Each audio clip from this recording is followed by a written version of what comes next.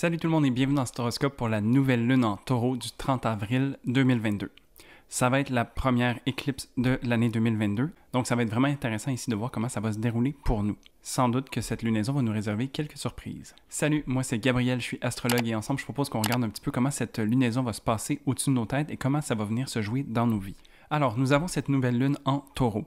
Habituellement, les nouvelles lunes, c'est un nouveau départ, c'est un moment où est-ce qu'on peut se permettre de planter des graines et poser des intentions pour qu'on puisse voir ces choses-là se manifester dans un futur proche.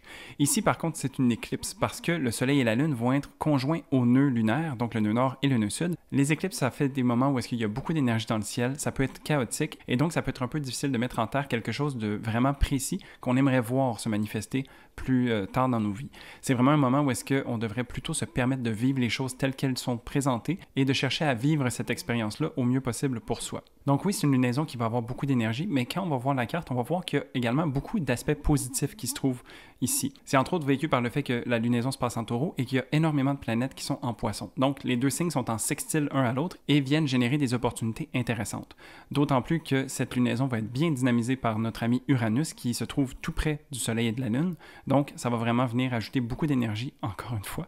Et puis ça va nous amener un peu ce lot de surprises auxquelles on peut s'attendre ou non. Je crois que somme toute, cette lunaison nous appelle à être groundé au maximum et puis, tu sais, comme de s'offrir le plus de flexibilité possible parce que ça se passe dans l'énergie du taureau, donc une énergie fixe qui vient faire en sorte que c'est peut-être un peu plus rigide à la base où on n'aime pas trop que les choses changent. Cependant, il y a beaucoup de choses qui nous portent vers le changement ou des opportunités qui viennent se présenter à nous qui font en sorte que forcément, on va peut-être changer de direction.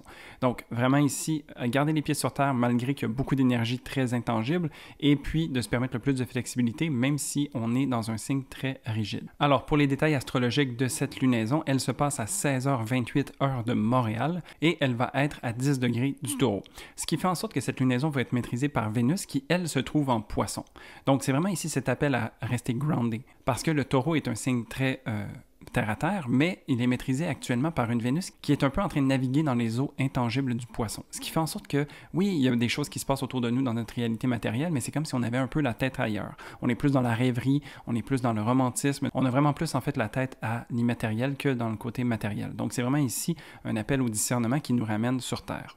Vénus, donc, qui vient donner aussi une saveur à cette lunaison, va venir nous montrer, en fait, comment est-ce qu'on peut user de générosité, d'altruisme, comment on peut se tourner vers les autres. C'est vraiment important de connecter, oui, à un niveau sensitif, donc au niveau de nos plaisirs sensuels, par exemple, mais c'est également important de transcender ça d'une certaine manière et de se permettre de connecter à un autre niveau avec les gens qui nous entourent. Donc, c'est un petit peu ça ici que ça vient nous montrer. Vénus en poisson est très intuitive et elle est très douce aussi. Donc, ça vient quand même aider au fait qu'il y a beaucoup de mouvements qui peuvent se passer autour de cette éclipse-ci. Et puis, ça va nous aider peut-être à avoir une certaine flexibilité. Tu sais, ce que je parlais tout à l'heure, d'avoir une certaine fluidité qui va faire en sorte que les choses vont peut-être couler de source un peu mieux grâce au fait que cette Vénus se trouve dans un signe mutable. Donc, un signe qui est propice au changement.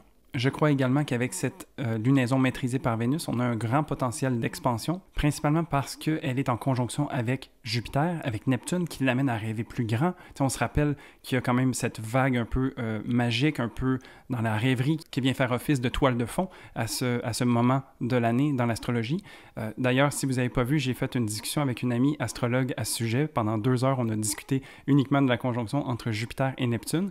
Donc, ça peut venir aider aussi à bien comprendre dans quelle espèce d'espace on se trouve pour vivre cette lunaison-ci. Mais non seulement ça, Vénus est aussi au sextile de Pluton qui l'amène à regarder vraiment en profondeur qu'est-ce qui se présente pour elle, d'aller voir en face les choses qui peut-être mériteraient d'être dépassées ou qui mériteraient d'être transformées d'une certaine manière. Donc, on est dans une énergie, tu sais, de complétude, une énergie vraiment où est-ce qu'on se permet de toucher à des choses sensibles à l'intérieur de soi et de s'offrir de grandir au travers de toutes ces épreuves. Et pour finir, c'est sûr donc que mon conseil, c'est de vous grounder par rapport à cette éclipse.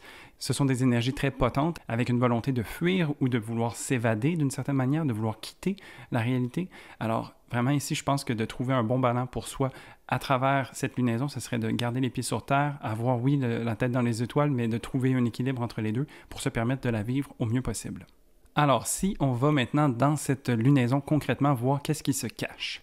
Alors, premièrement, on a la lune en taureau, une lune qui est magnifique. Donc, une lune qui est exaltée dans le signe du taureau, qui trouve vraiment ses aises, en fait. Elle aime les plaisirs simples, elle aime ralentir, elle aime cultiver, en fait, sa matérialité, de pouvoir prendre soin d'elle de manière concrète et physique, tu sais, dans le sens où on aime ça se sentir bien, on aime ça manger bien, on aime ça écouter de la belle musique, tu sais, il y a vraiment une belle douceur, en fait, derrière une lunaison en taureau. On prend le temps, puis on se gâte d'une certaine façon. Donc, ça fait vraiment du bien ici.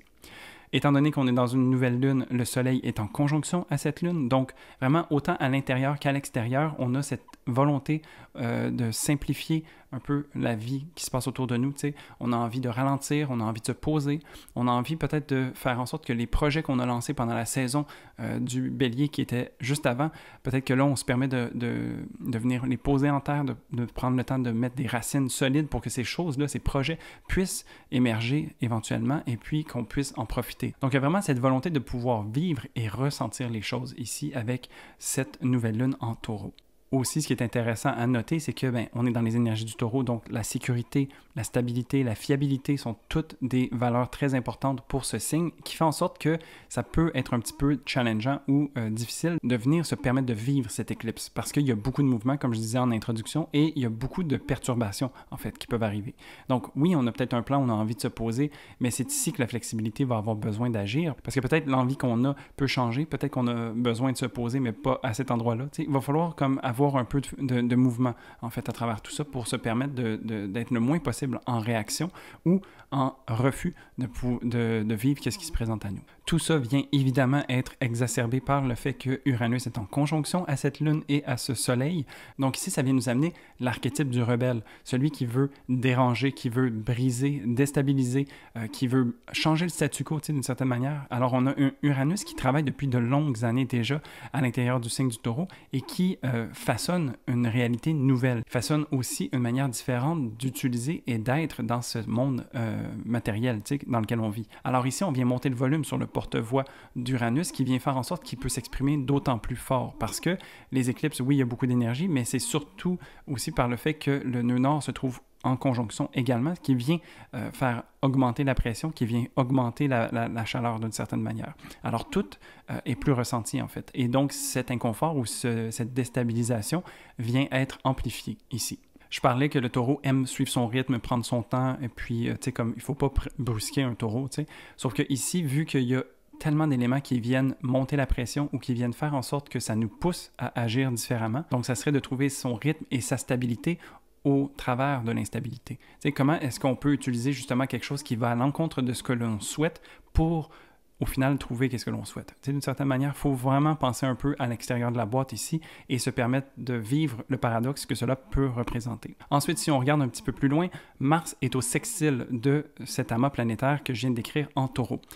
Mars, ici en Poisson, c'est un Mars qui n'est pas très assertif. C'est pas le Mars qui va vouloir foncer, attaquer, qui va vouloir défendre son point le plus possible. C'est plutôt un Mars qui est dans la passivité, dans la réceptivité et qui est surtout dans le fait de ressentir avant d'agir. T'sais? Donc, on est connecté à nos tripes, on est connecté aussi aux autres d'une certaine manière parce qu'on a une belle sensibilité ici. On va peut-être avoir tendance à vouloir aller vers l'autre, justement, tendre la main, avoir un certain altruisme ou une compassion, pour être capable de vraiment bien vivre et choisir comment est-ce qu'on a envie d'agir. T'sais. Donc ici, c'est des opportunités intéressantes parce qu'il y a un sextile entre l'amas planétaire en taureau et ce Mars. Donc oui, peut-être qu'on n'a pas nécessairement trop envie d'agir, mais ça vient de pair un peu avec tout ce qui se passe en taureau qui est un peu appelé au ralenti. T'sais. Mais avec Uranus, ça bouge un petit peu. Donc ici, ça va être de voir en fait comment ça va venir se manifester parce qu'il y a un potentiel d'action intéressante, mais qui va devoir être juste pour soi à l'intérieur comme dans sa réalité matérielle. Donc vraiment ici, encore une fois, un appel au discernement et à choisir les actions qui sont justes pour soi au moment qui est juste pour soi. Ensuite, si on continue, on voit que Mercure vient d'entrer dans le signe des Gémeaux ici. Mercure en Gémeaux, il est en domicile, donc il est très confortable, il est très habile, très curieux, il a envie de collecter beaucoup d'informations. Donc ici, lui, il apprécie en fait l'ambiance générale où est-ce qu'il y a un peu de bourdonnement, ça bouge, il y a beaucoup de nouveautés, il y a beaucoup de choses en fait qui sont peut-être inattendues mais qui peuvent nous servir. Alors Mercure ici a les oreilles grandes ouvertes et se permet de vraiment absorber en fait toutes les informations qu'il voit se dérouler autour de lui. C'est un Mercure aussi qui se prépare tranquillement à sa rétrograde qui va venir dans quelques jours suivant cette lunaison-ci. Et donc, c'est comme s'il était en train de prendre le pouls, en fait, de voir à quoi est-ce qu'il va réfléchir. Les rétrogrades de Mercure, ça vient toujours réfléchir sur qu'est-ce qui vient de se passer. Et puis, on est en plein dedans. Donc, Mercure a les oreilles, oui, les yeux grands ouverts aussi, et il est en recherche d'informations pour vraiment pouvoir se permettre d'analyser avec le plus de données possible.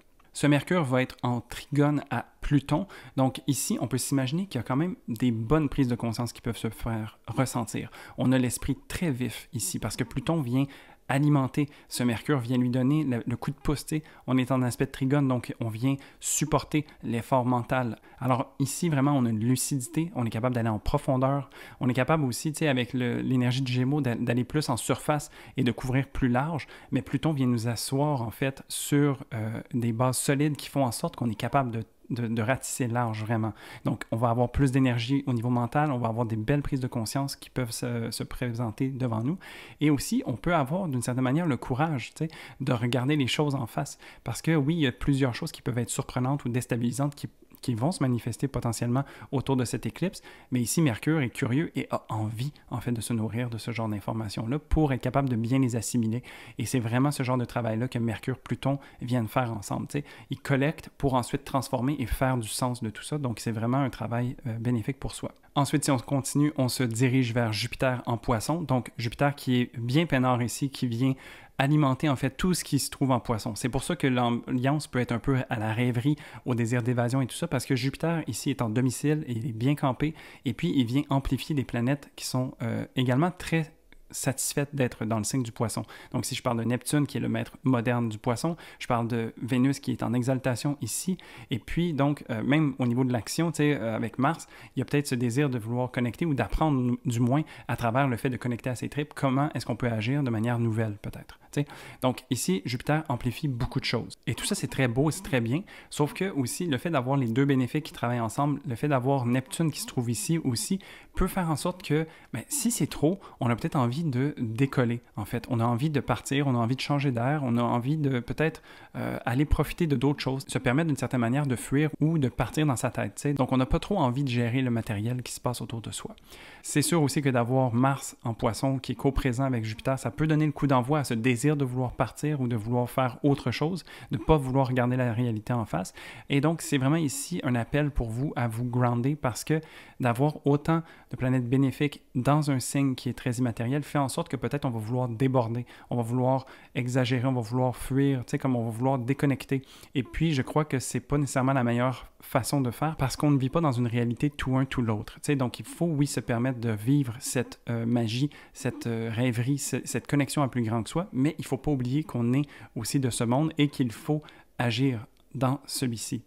Donc, c'est vraiment de ne pas tourner le regard vers un ou l'autre, c'est de trouver une manière de raccorder les deux, d'être dans une conscience du « et » d'une certaine manière. Alors, comment est-ce qu'on peut être bien installé dans notre réalité matérielle et comment est-ce qu'on peut être aussi dans un monde de rêverie qui nous amène à vouloir peut-être aller plus loin. Et de trouver en fait comment nourrir ces deux sphères-là va générer des opportunités intéressantes et nous permettre de grandir ultimement, ce qui va répondre à ce Jupiter. Tout comme Vénus l'était, ce Jupiter est également au sextile de Pluton. Donc, encore une fois, Pluton qui vient donner son énergie, qui vient alimenter en fait ce désir, comme de pouvoir expandre son horizon, de pouvoir apprendre de nouvelles choses. Alors ici, je crois qu'une bonne manière de venir cultiver ce Jupiter en Poisson, ça serait de garder les yeux bien ouverts sur ce qui se passe dans le monde autour de soi et de garder en fait la connexion à son monde intérieur et savoir comment est-ce que ça nous fait sentir. Je crois que de se nourrir de l'extérieur pour cultiver en fait les connexions à soi-même, qu'est-ce qui est sous-jacent en fait à ces énergies-là, peut vraiment venir nous aider à amalgamer le tout et à trouver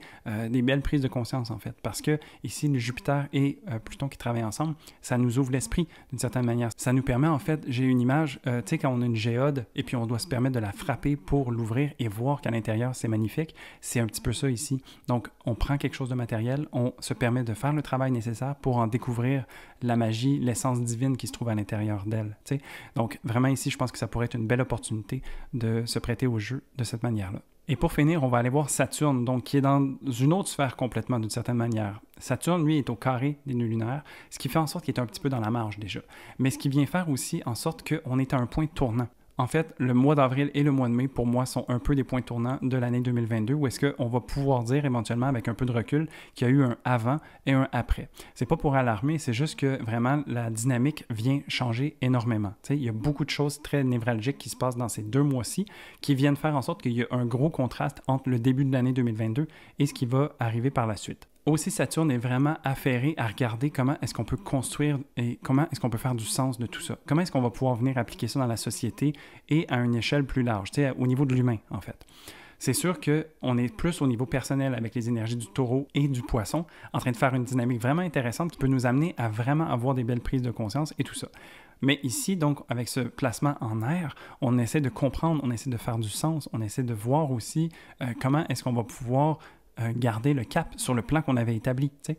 Alors ici, oui, Saturne est dans une énergie fixe et n'a pas également envie de trop bouger, mais il y a beaucoup d'informations qui peuvent se ramener à lui et qui vient faire en sorte qu'il y a besoin d'être flexible aussi parce que, dans le fond, les données qui remontent à la surface vont être nécessaires pour construire quelque chose qui fait du sens par la suite, ce qui est ultimement l'objectif de Saturne. Donc, vraiment ici, de se permettre d'avoir le plus de flexibilité, un petit peu comme avec ce qui se passe dans l'énergie du taureau, ça pourrait vraiment nous aider. Je crois ici qu'une clé, ça serait vraiment de connecter avec Mercure aussi, qui est également dans un signe d'air. Donc, vraiment de trouver en fait comment est-ce qu'à travers la curiosité, on va pouvoir amener des informations qui vont être pertinentes et qui vont avoir leur place au sein de l'échiquier global qu'on est en train de construire tous ensemble. Et donc voilà, ça fait le tour de cette lunaison, quand même assez intéressante. C'est le début de la saison des éclipses pour l'année 2022, donc c'est vraiment 2 semaines assez intenses qui se dessinent devant nous, surtout la période entre les 2 éclipses où est-ce qu'on dirait qu'on est un petit peu en suspens, où est-ce qu'on est comme en train de vivre un on ne sait quoi, tu sais. Puis c'est comme si le temps va s'accélérer, mais en même temps se ralentir. Donc il y a un petit peu cette vibe-là qui se passe pendant la saison des éclipses. Donc on entame ça, les pieds bien ancrés au sol, avec l'ouverture d'esprit qui vient avec, et puis on essaie de faire au mieux possible avec les énergies qui sont présentes pour nous, autant dans le taureau que dans le poisson, donc vraiment autant dans le matériel que dans l'immatériel. C'est vraiment ici l'opportunité qui nous est présentée. Et donc, je ne te demande pas qu'est-ce que tu as envie de manifester pour cette éclipse, étant donné que je ne conseille pas de faire ça. Mais peut-être que tu peux me laisser savoir comment est-ce que tu anticipes la saison des éclipses. Je serais vraiment curieux. Ce sont des moments forts de l'année qui viennent nous affecter d'une manière ou d'une autre. Et donc, je serais curieux de voir en fait comment est-ce que tu te prépares ou comment est-ce que tu anticipes cette période de l'année. Je sais pour moi que tout ça se passe sur mon soleil natal et tout en face de ma lune natale également. Alors, j'appréhende quand même ça de manière grande. Je suis le plus groundé que je peux être. Et puis, j'accueille avec le plus d'humilité possible tous les changements qui peuvent s'en venir vers moi. Sur ce, je te souhaite une excellente lunaison et puis je te dis à la prochaine pour un prochain horoscope. Salut!